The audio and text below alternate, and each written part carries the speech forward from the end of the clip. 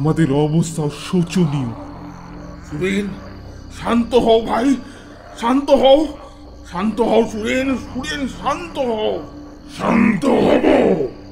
তোমরা জানো না এই দেহের নরকে কি দুঃসাধ্য যন্ত্রণা।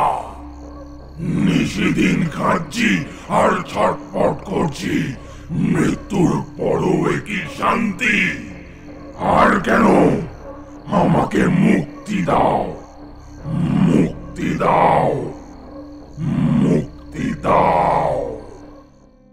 নমস্কার, আজ আপনারা শুনবেন টিম মেক ইউনিক এন্টারটেনমেন্ট পরিচালিত হেমেন্দ্র কুমার রায়ের লেখা বন্দি আত্মার কাহিনী। ওনার জন্ম 1888 সালের 2রা সেপ্টেম্বর ও প্রয়াণ 1963 সালের 18ই এপ্রিল।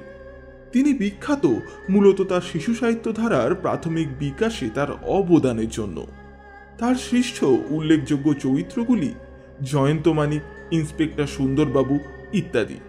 তার উল্লেখযোগ্য বইগুলি হল যখের ধন, আবার যখের ধন ইত্যাদি। শুরু হচ্ছে আজকের আমাদের বিশেষ নিবেদন, বন্দি আত্মার কাহিনী।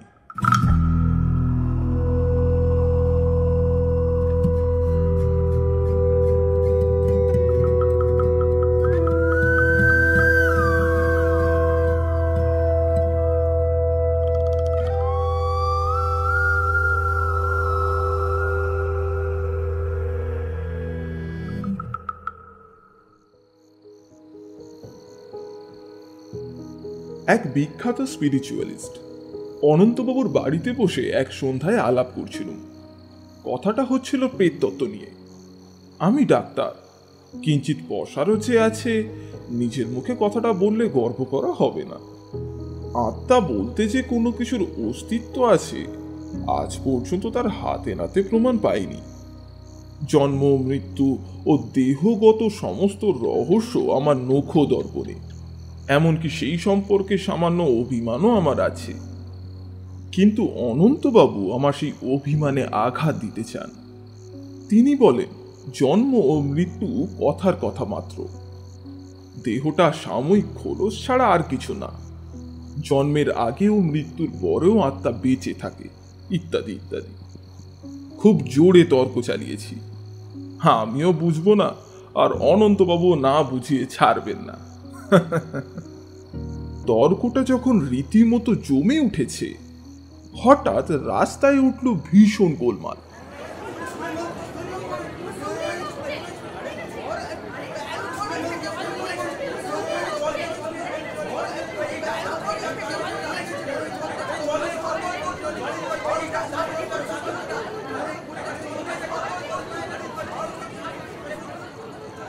চমকে মুখ ফিরিয়ে জানলা দিয়ে বাইরে চেয়ে দেখি, পথের ওপাশে ফুটপাতের ওপর সুরেনবাবুর বাড়ির সামনেই সমস্ত ভিড়ের সৃষ্টি হয়েছে। আমরা ঘর থেকে বেরিয়ে দ্রুত পায়ে ঘটনাস্থলে গিয়ে হাজির হলাম। পথের ওপর হাত পা ছড়িয়ে অজ্ঞান হয়ে পড়ে আছেন সুরেনবাবু নিজেই। তিনি কেবলমাত্র আমাদের প্রতিবেশী নন, আমাদের দুজনের বন্ধুও বটে। এ কি দাদা, কি হয়েছে এখানে? এত ভিড় কেন? ভিড়ের একজন লোক জিজ্ঞাসার উত্তরে বলল, আসলে উনি বারান্দার উপর থেকে পড়ে গিয়েছেন। আমরা ধরাধরি করে সুরেনবাবুকে নিয়ে তার বাড়ির ভেতরে ঢুকলাম।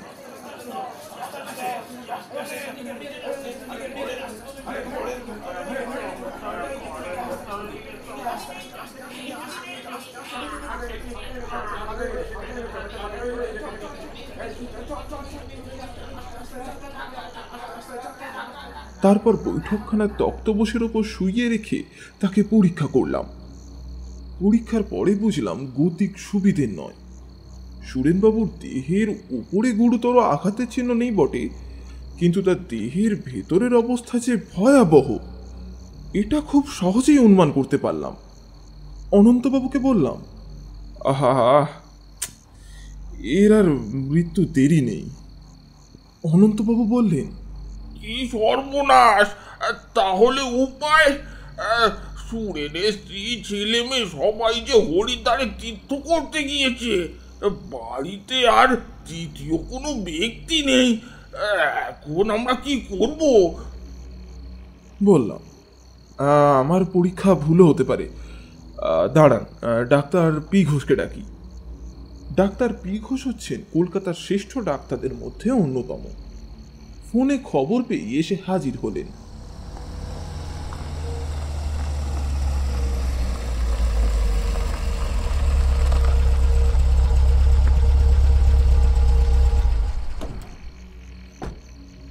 সুরেনবাবুকে পরীক্ষা করে বললেন, কোনো আশা নেই বলতে পারেন। তা মিনিট কয়েকের মধ্যেই ইনি মারা পড়বেন। অনন্তবাবু, যদি আপনার ঠিকানা জানা থাকে তবে সুরেনবাবুর স্ত্রীকে এখনই একটা খবর দিন। ঠিকানাও জানি, আর তার বার্তা নয় পাঠিয়ে দিচ্ছি, কিন্তু আপনারা বলছেন সুরেনবাবু এখনই মারা পড়বেন। হরিদ্বার তো এখান থেকে একদিনের পথ নয়। আর সুরেনের আর কোনো আত্মীয় নেই, আর সমস্ত ঝুঁকি তো আমাদেরই সামলাতে হবে। মৃতদেহ নিয়ে আমরা এখন কি করব? মিস্টার ঘোষ, দেখুন, আপনাদের চিকিৎসা বিজ্ঞান যদি একে আর কোনো রকমের দিন দিনে বাঁচিয়ে রাখতে পারে। ডক্টর ঘোষ মাথা নেড়ে বললেন, অসম্ভব। এতক্ষণে তো মৃত্যু ওর দেহের ভেতরে প্রবেশ করেছে। উনি তো মারা পড়লেন বলে।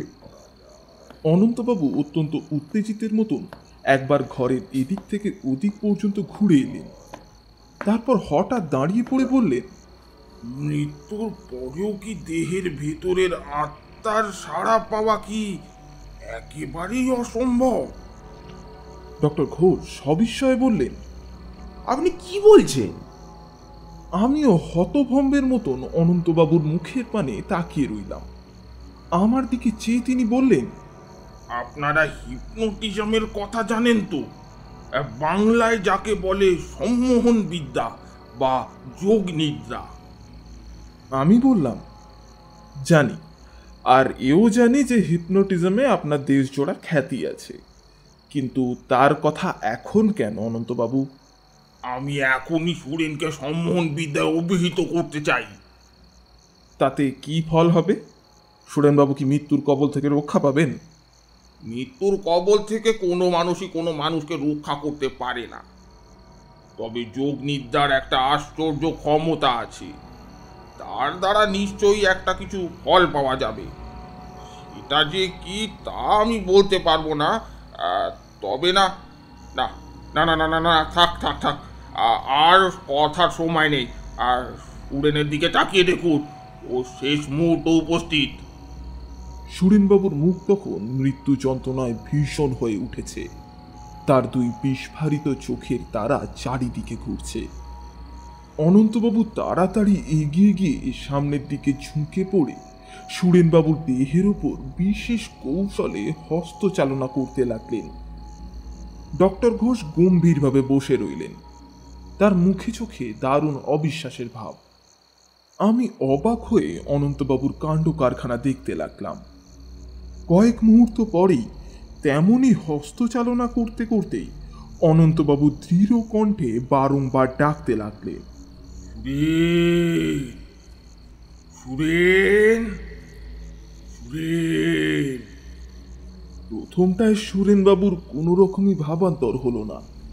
তারপর ধীরে ধীরে তার চোখের তারা স্থির ও স্বাভাবিক হয়ে এলো।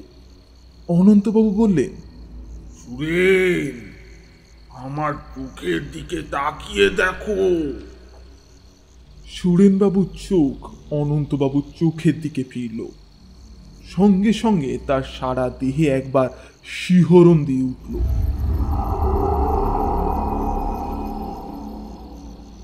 সুরেন, স্বাভাবিক কণ্ঠেই জবাব হলো, কি তোমার কি কষ্ট হচ্ছে? না। তবে জবাব নেই। আবার ৩-৪ বার ডাকাডাকির পর সুরেনবাবু চমকে উঠে বললেন, তুমি কি ঘুমাচ্ছ?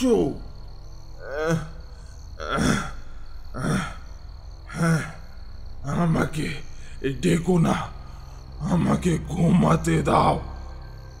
তবে তুমি ঘুমাও, কাল আমি আবার তোমাকে ডাকবো। তোমাকে সাড়া দিতেই হবে। সারা দেব? এখন আমি মরছি, আমাকে ঘুমাতে দাও। সুরেনবাবুর দুই চোখ বুজে গেল। অনন্তবাবু আমাদের কাছে এসে বললেন, আপনাদের মত কি? ডাক্তার ঘোষ বললেন, আপনি কি ভাবছেন কাল সকালেও সাড়া পাওয়া যাবে? হ্যাঁ। অসম্ভব, তাহলে তো আমাদের চিকিৎসা বিজ্ঞান ব্যর্থ হয়ে যাবে। বেশ, কাল সকালেই এসে দেখবেন। হ্যাঁ হ্যাঁ, আসবো আসবো। যদিও জানি অসম্ভব সম্ভব হবে না, তবুও আপনি আমার কৌতূহল জাগিয়ে তুলেছেন। কাল সকালে আসছি আমি।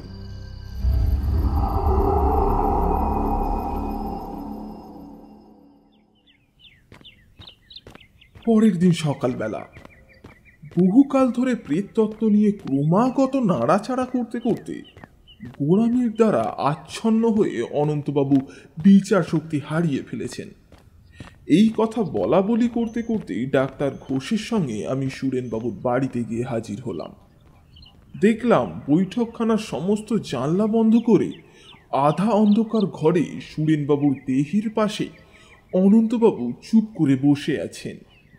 ডাক্তার ঘোষ সুরেনবাবুর দেহকে পরীক্ষা করে বললেন, দেহ শীতল আর আড়ষ্ট, হৃৎপিণ্ডের ক্রিয়া বন্ধ, শ্বাস প্রশ্বাসও নেই। কাল রাতেই এর মৃত্যু হয়েছে। অনন্তবাবু, এখনো কি আপনার সন্দেহ দূর হয়নি? অনন্তবাবু উত্তর দিলেন না। সুরেনবাবুর গায়ের রং রীতিমতো হলদেটে হয়ে গিয়েছে। তার দুই চোখ বোজানো, মুখ হাঁ করা। আমি বললাম, আর কেন অনন্তবাবু, এবারের সৎকারের ব্যবস্থা করুন। হরিদ্বারে তার করে দিয়েছি, আগে সুরেনের স্ত্রী আর ছেলে মেয়ে আসুক। সে কি, ততক্ষণে দেহটার কি অবস্থা হবে বুঝতে পারছেন? দেহের কি অবস্থা হবে তা বুঝতে পারছি না, তবে তবে সুরেনকে আর একবার ডাকা দরকার। ডক্টর ঘোষ বললেন, আপনার কি মাথা খারাপ হয়ে গিয়েছে? আর কাকে ডাকবেন? সুরেনকে। সুরেন, সুরেন, সুরেন। কোনো সাড়া নেই। ডক্টর ঘোষ আবার বললেন, কি আশ্চর্য, মরা কখনো কথা কয় নাকি? সুরেন, সুরেন, সুরেন, আমি বলছি, সুরেন সাড়া দাও। স্তম্ভিত চোখে দেখলাম সুরেনবাবুর ফাঁক করা ঠোঁটের ওপাশে জিভখানা ছটপট করছে যেন। সুরেন, সুরেন, সুরেন। সুরেনবাবুর চোয়াল ও ঠোঁট একটুকো নড়ল না, কিন্তু তার হাঁ করা মুখ থেকে অদ্ভুত বিকৃত স্বরে এই কথাগুলো বেরোলো, আবার কেন? আমার মৃত্যু হয়েছে, আমি এখন ঘুমাচ্ছি। সে কি স্বর! মনে হলো সুরেনবাবুর মুখ থেকে যেন কথাগুলো আসছে না, সেই স্বর আসছে যেন বহু দূর থেকে, যেন কোনো গিরিখাতের অতলতার গভীর থেকে। একটা অজানা ভয়ে আমার গাটা কাঁপতে লাগলো। ডাক্তার ঘোষ যেন ধাক্কা খেয়ে পিছিয়ে গিয়ে দেওয়ালে পিঠ ঠেকিয়ে দাঁড়ালেন, তার মুখ চোখ উদ্ভ্রান্তের মতন। সুরেন, তুমি কি এখনো ঘুমিয়ে আছো? না না, আমি ঘুমাচ্ছিলাম বটে, এখন আমার মৃত্যু হয়েছে। এ কি, মরা কথা কয় যে, এ কি করে সম্ভব? এটা কি? সুরেন, আবার তুমি ঘুমিয়ে পড়ো। ডাক্তার ঘোষ, এখনো আপনার কোনো বক্তব্য আছে?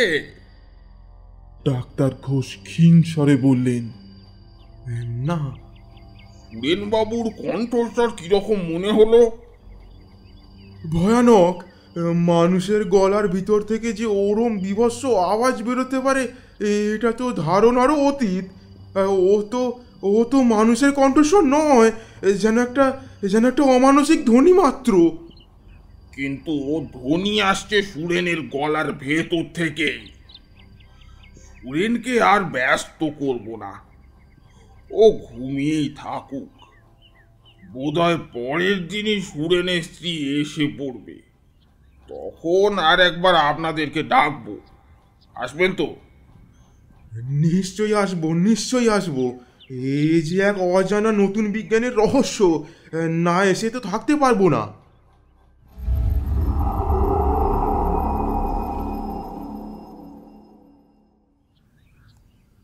আজ অনন্তবাবুর আহ্বানে আবার সুরেনবাবুর বাড়ির দিকে চলেছি।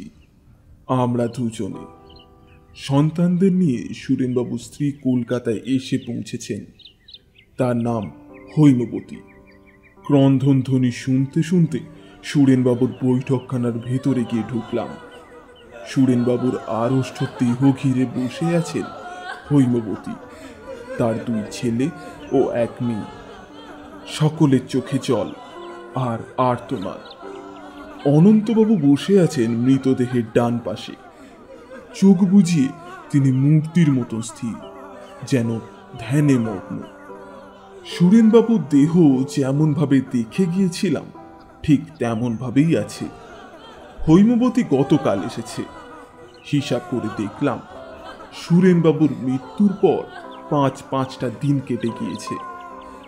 একে গরমকাল, তার উপর এ বছরটা যেন অতিরিক্ত গরম। কিন্তু আশ্চর্যের বিষয় এই যে সুরেনবাবুর গায়ের রং হলদেটে এবং দেহ মৃত্যু শীতল ও কাঠের মতন আড়ষ্ট হয়ে গেলেও তা একটুও পচেনি বা ফুলে ওঠেনি। অনন্তবাবু চোখ খুলে বললেন, এই যে আপনারা এসেছেন। হৈমো বড়ই ব্যস্ত হয়ে উঠেছে। তাহলে সুরেনকে আর একবার জাগাবার চেষ্টা করি। আমরা নীরবেই ঘাড় নেড়ে সাড়া দিলাম। যদিও আমার বুকের ভেতরটায় জাগলো কাঁপন। মৃতদেহের ওপর খানিকক্ষণ হস্তচালনা করে অনন্তবাবু ডাকলেন, সুরেন, সুরেন, সুরেন। প্রায় 10-12 বার নাম ধরে ডাকবার পর মৃতদেহের আড়ষ্ট হাঁ করা মুখের ভেতর জিভখানা হয়ে উঠল আবার সেই রকম ভয়াবহ রূপে চঞ্চল। হৈমবতী স্বামীর বুকের ওপর ঝাঁপ দিয়ে কেঁদে উঠলেন। ওগো ওগো ওগো, তাহলে তুমি কি সত্যি বেঁচে আছো? ওগো বলো না, তুমি কি সত্যি বেঁচে আছো? ওগো কি হয়ে গেল? ছেলে মেয়েরাও বাবা বাবা বলে চেঁচিয়ে কেঁদে উঠল।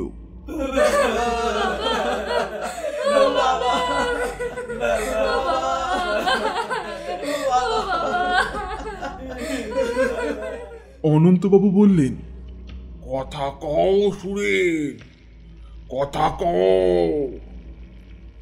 আবার শোনা গেল সেই বর্ণাতীত ভয়ঙ্কর কণ্ঠস্বর, যা আসছে যেন বাড়ির বাইরে পৃথিবীর অতল পাতালের ভেতর থেকে। আবার কেন ডাকাডাকি? বলছি তো আমি বেঁচে নেই। হৈমবতী বললেন, ওগো ওগো, এই তো তুমি বেঁচে আছো। এই তো তুমি কথা কইছো। একবার একবার একবার চোখ মিলে তাকিয়ে দেখো। দেখো দেখো, আমরা সবাই আছি। দেখো একবার, ওগো একবার দেখো, একবার দেখো। অনন্তবাবু বললেন, হৈমো স্থির হও, শান্ত হও। হৈমো তুমি স্থির হও, শান্ত হও। সুরেন এখন আমার কথা ছাড়া আর কারোর কথার জবাব দেবে না। শান্ত হও, তুমি শান্ত হও। সুরেন, সুরেন, হৈম তোমাকে ডাকছে, হৈম তোমাকে ডাকছে। মৃতদেহ বলল, একে লাভ নেই, বলছি তো আমার মৃত্যু হয়েছে। তোমার যদি মৃত্যু হয়ে থাকে তবে তুমি কথা কইছো কেমন করে? আমি এখন আমার মৃতদেহের ভেতরে বন্দি আছি। বন্দি কেন? তুমি যেতে দিচ্ছ না বলে। অনন্তবাবু এতক্ষণ ধরে সমানে হস্তচালনা করছিলেন। এই ব্যাপারটায় তিনি যে তার সমস্ত ইচ্ছা শক্তিকে প্রবলভাবে নিযুক্ত করেছেন সেটা বোঝা যায় তার চেহারা দেখে। তার কপালের ওপরের শিরাগুলো ও কণ্ঠের ওপর মাংসপেশিগুলো দ্বিগুণ ফুলে এবং মুখের রং রাঙা টকটকে হয়ে উঠেছে।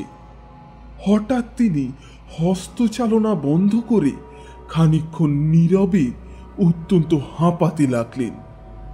তারপর ফিরে বললেন, হৈম, আর কেন? তোমার জন্য এই কদিন সুরেনকে যোগ নিদ্রায় আচ্ছন্ন করেছি। এবার ওর ঘুম ভাঙাই, ওর আত্মাকে মুক্তি দিই। তোমরা মৃতদেহ সৎকারের ব্যবস্থা করো।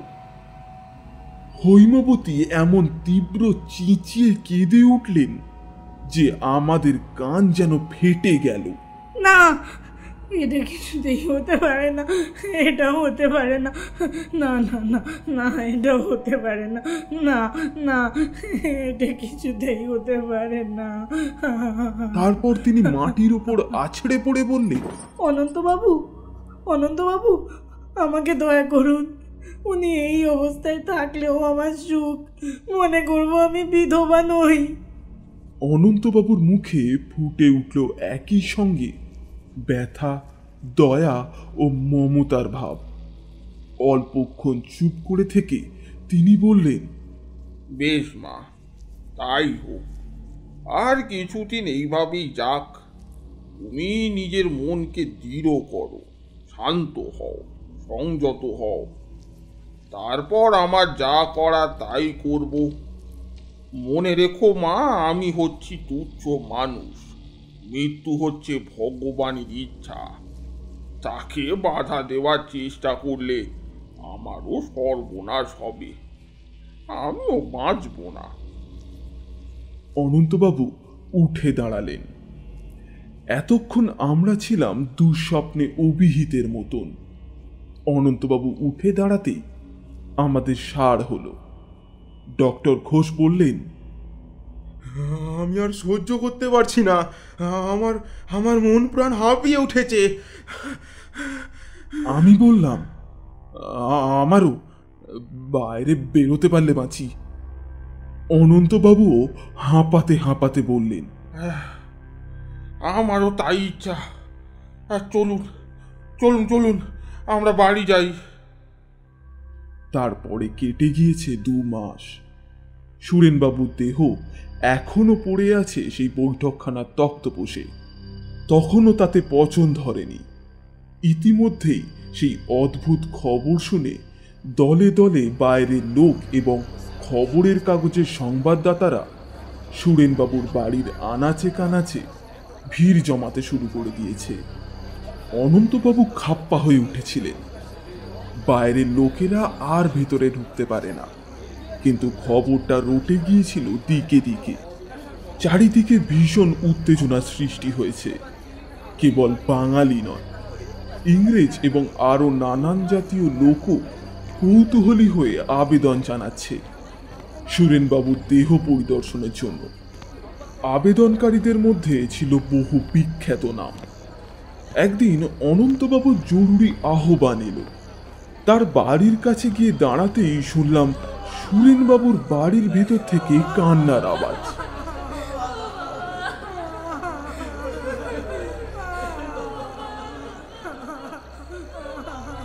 অনন্তবাবুর বৈঠকখানায় ঢুকে গিয়ে দেখি একটা চেয়ারের ওপর বসে আছেন ডক্টর ঘোষ।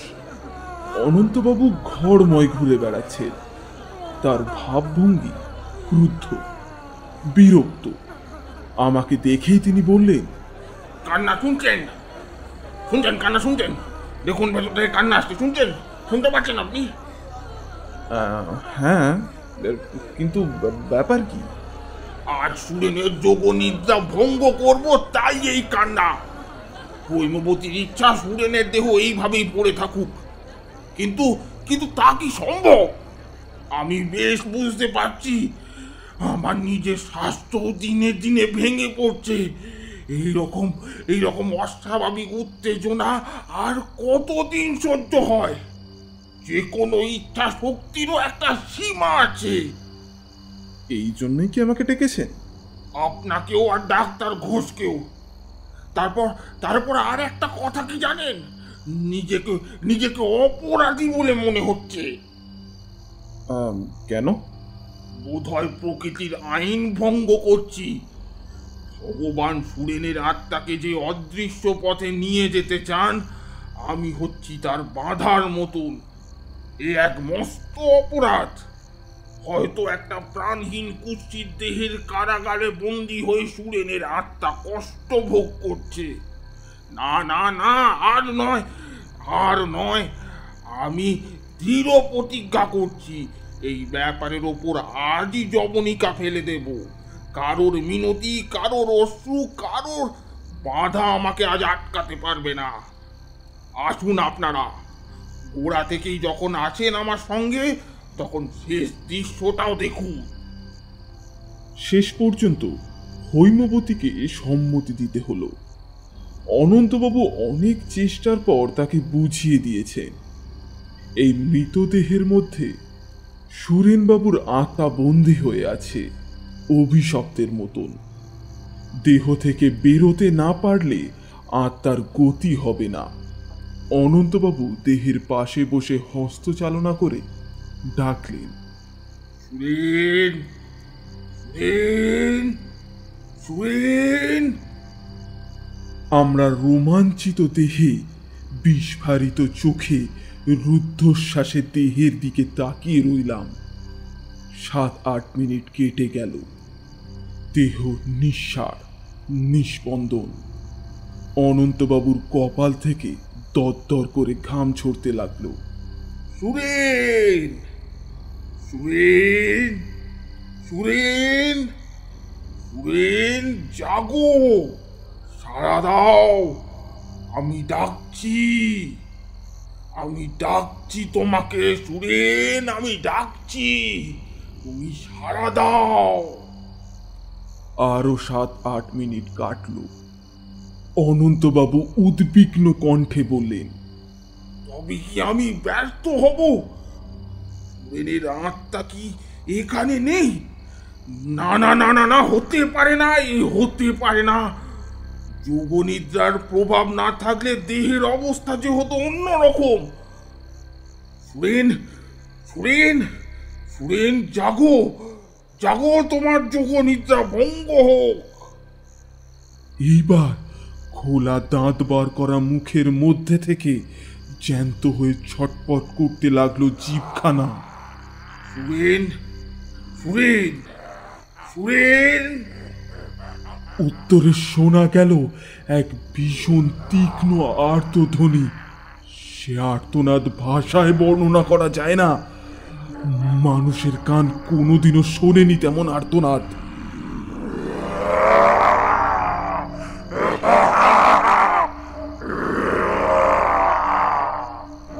ছেলেমেয়েরা ঘর ছেড়ে পালিয়ে গেল। হৈমবতী হয়ে গেল অজ্ঞান। আমাদের অবস্থা শোচনীয়। সুরেন, শান্ত হও ভাই, শান্ত হও, শান্ত হও সুরেন, সুরেন, শান্ত হও। শান্ত হব? তোমরা জানো না এই দেহের নরকে কি দুঃসাধ্য যন্ত্রণা। নিশিদিন খাচ্ছি আর ছটপট করছি, মৃত্যুর পরও কি শান্তি? আর কেন? আমাকে মুক্তি দাও, মুক্তি দাও, মুক্তি দাও। আজকে স্বর যেন আরো বিকট ও ভয়ালো, এবং আসছে যেন আরো আরো আরো বেশ দূর থেকে অনন্তবাবু বললেন, তোমাকে মুক্তি দিলাম। সুরেন, সুরেন ভেঙে যাক তোমার যোগ নিদ্রা। পরক্ষরে এই অদ্ভুত একটা শব্দ হলো। সঙ্গে সঙ্গে আচ্ছন্নের মতন দেখতে পেলাম রক্তপোষের ওপর পড়ে আছে সুরেন বাবুর দেহের বদলে একটা মুড়ো কঙ্কাল, এবং তার চারিদিক দিয়ে গড়াচ্ছে বিগলিত মাংস মেদ মজ্জার তরলের বিবর্ণ ধারা। ভীষণ প্রতিগন্ধে বাতাস বিষাক্ত হয়ে উঠল। সব ভয়ে প্রাণপণে দৌড়ে বাইরে পালিয়ে এলাম।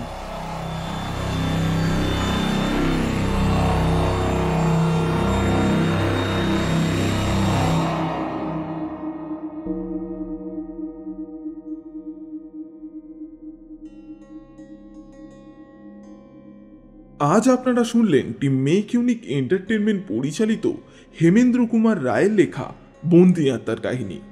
গল্পটির পরিচালনায় অর্ঘ্য চক্রবর্তী, পি ঘোষ ও হৈমবতীর ছেলের কণ্ঠে অনির্বাণ কায়েত, কথক অনন্তবাবু ও সুরেনবাবুর কণ্ঠে অর্ঘ্য চক্রবর্তী, হৈমবতীর কণ্ঠে অর্পিতা ঘোষাল, হৈমবতীর মেয়ের কণ্ঠে সৌমিলি পাল, ভিড়ের একজন লোকের কণ্ঠে Sudipta Rana, poster and soundscape design Arghya Chakraborty, এডিটিংয়ে অনির্বাণ কায়েত। গল্পটি যদি আপনাদের ভালো লেগে থাকে তাহলে লাইক, শেয়ার, সাবস্ক্রাইব ও নোটিফিকেশন বেলটি অন করতে একদমই ভুলবেন না, এবং আপনাদের মতামত ও ভালোবাসা কমেন্ট সেকশনে অবশ্যই জানাবেন। আজকের মতন বিদায়। আগামী শুক্রবার টিম মেক ইউনিক এন্টারটেনমেন্ট আপনাদের জন্য আরও একটি নতুন ও রোমাঞ্চকর গল্প নিয়ে হাজির হচ্ছে। ততক্ষণ পর্যন্ত ভালো থাকুন, সুস্থ থাকুন।